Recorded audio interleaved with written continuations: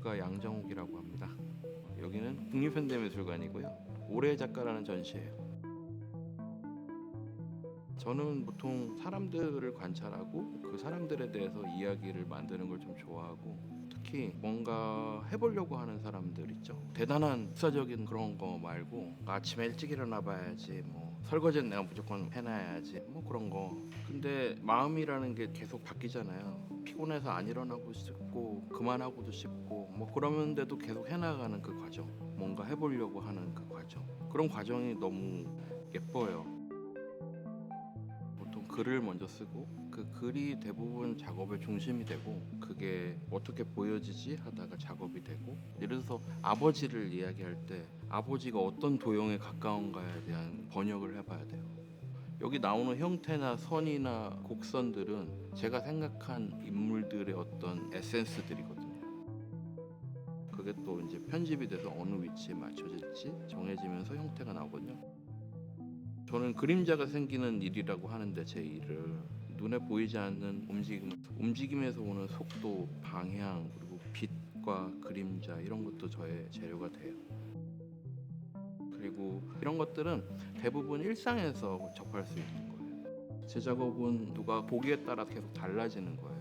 사람마다 어떤 거에 대해서 보는 관점이 계속 달라지기 때문에 다양한 관점을 최대한 줄 수 있게 재료 자체도 그렇게 만드는 것이고, 거기에 움직임이 더해지니까 시시각각 계속 변화하는 거죠.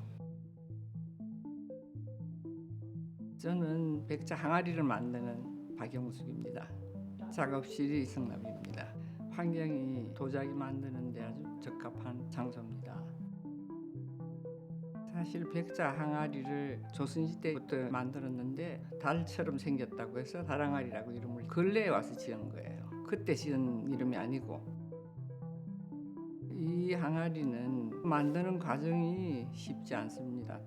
볼 두 개를 만들어 가지고 하나는 위에 있고 하나는 밑으로 가고 두 개가 붙여서 같이 하나를 다시 만들어야 돼요. 함께 살아가야 돼요. 터지지 않고 싸우지 않고 겸손하게 같이 함께 가는 것. 이 다랑아리는 저한테는 어르신이에요. 그런 마음으로 항상 일을 하죠. 이게 불에서 다 구워서 나오는데 한 100일 걸려요. 매 애기 보듯이 지켜보고 문지르고 붓게 해달라고. 거기서 붓는 것만 아니고 형태가 거기서 나와요. 숟가락 같이 생긴 걸 가지고 붙어달라고 그냥 기도를 하다시피 문질러요. 얼굴이 다 비쳐요 거기에. 반복해서 100일 만에 탄생할 때는 정말 기쁜 게, 내가 생각했던 것도 아니고 영 엉뚱한 게 나올 수도 있고 너무 잘 나올 수도 있고 다 찌부러져 버릴 수도 있고, 내 일생을 담는 거예요. 항아리 안에다가 계속 대화를 하는 거예요. 아유 지금 어려운 거 그런 거 하면서 어루만지면서 내 생활도 같이 호흡하는 거예요.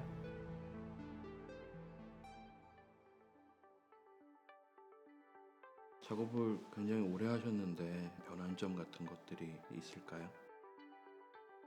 한 40년 되는데 도자기 한 지. 이제 나이가 좀 들다 보니까 건강이 문제가 오는 거, 힘이 없는 거. 보통 영감을 꿈에서 제가 많이 받아요. 근데 꿈을 꾸다가 침대에서 떨어졌어요. 아주 많이 다쳤어요. 야, 이게 내가 지금 죽는 날이 이제 얼마 안 남았구나 하는 걸 그때 처음 느꼈어요. 뭘 어떻게 해야 되지? 지금 죽기 전에 뭘 30년, 20몇 년 이래 된 게 있는데 이거를 발효시키느라고 사용을 안 했어. 근데 저걸 놓고 죽으면 저걸 다 어떻게 할 거냐. 그래 그냥 내려가서 이거를 만들었어요. 정말 최선을 다하고 이 재료를 지금 해보겠습니다. 내가 계속 일을 하려 하다가 그 한 방 맞은 게 이 작품이죠. 혹시 영감을 어떤 데서 받습니까? 평소에도 속상할 때도 있고 조금 화가 날 때도 있고 슬플 때도 있고, 그런 것들이 수시로 막 지나가요. 작은 것들이. 근데 그런 거는 대단한 것들이 아니기 때문에 겉으로 드러나지가 않아요. 그냥 지나가는 거지. 그게 저한테는 영감이 되죠. 혹시 선생님께서는 멘토 같은 분들이 계신가요? 네, 계시죠. 저는 무슨 작가가 돼야 되겠다 이런 생각이 없이 갑작스럽게 작가가 된 거죠. 가정주부로 생활만 했고, 우리 남편이 인사동에다가 샵을 하고 있었어요. 제가 집에서 주물럭 끓여놓은 게 그 매장에 있었어요. 몇 개가. 그걸 보고 이완 선생님이 남편한테 부탁을 해서 저를 만나게 해줬어요. 내가 좀 지도를 할 테니까 한번 계속 해보라고. 거기서 시작이 된 거예요. 선생님께서는 과거로부터 배울 수 있는 게 있다고 생각하십니까? 과거를 너무 거창하게 하지 않고 배울 수 있는 건 충분히 있는 것 같아요. 제 작업은 뭔가 해보려고 하는 사람들이 대부분이 주제예요.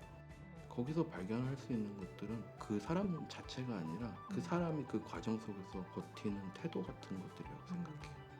우리의 가족이나 이웃 속에서도 그런 태도들은 항상 일어나고, 그런 태도들이 유지돼서 제 아이가 보고 아, 저렇게 하니까 아빠처럼 됐구나, 저렇게 하니까 뭔가 됐네 하는 것을 느끼게 해주는 것. 그래서 저는 남겨야 할 것이 있다면 태도라고 생각해요. 후배 작가분들에게 해주시고 싶으신 말씀이 있을까요? 우리 전통에서 훌륭한 게 많거든요. 저는 기록을 하나, 책을 하나 남기고 싶어요. 처음에 도자기를 배울 때 우리나라는 자재가 없다 할 때에 제가 이 일을 해보니까 자재가 너무 많이 깔려 있는 거예요.